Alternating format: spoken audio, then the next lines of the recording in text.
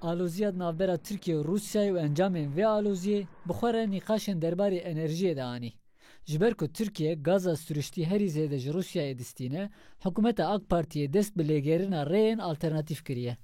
دوی آستی دلگل قطر، آذربایجان و اسرائیل گازا هریما کردستان جی کی سرکت گره.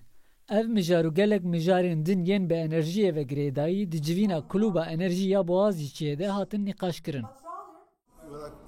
Dema mijara çavkaniyên enerjî û pêşkêşkirina vê enerjiya herêma Kurdiya Iraqê dinêrin, em dibînin ku ji bilê Tirkiye ta alternatîf nîne.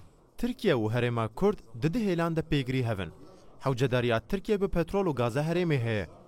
Her wiha ji bo herêmê jî Tirkiye ew deriye ku petrol û gaza Kurd tenê dikare divir re bigihê bazara navdewletî. Li cîhanê derbarê çavkaniyên nû yên enerjiyê de lêgerinek heye. Ji bilî gaza sürüştî, gaza tehtan, ango gaza şeylê êdî bêhtir bala bazirganên enerjiyê dikişîne.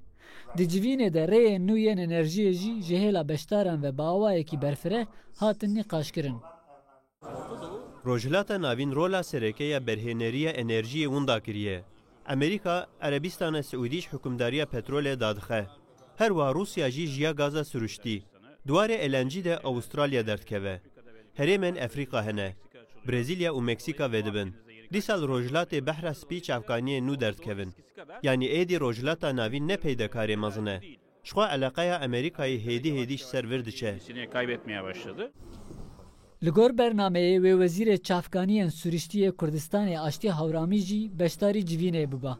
Lê Hewramî ji ber ku li Dubayê beşdarî civîneke din bû nekarî bihata Stenbolê. Ferit Demirel, Rudaw.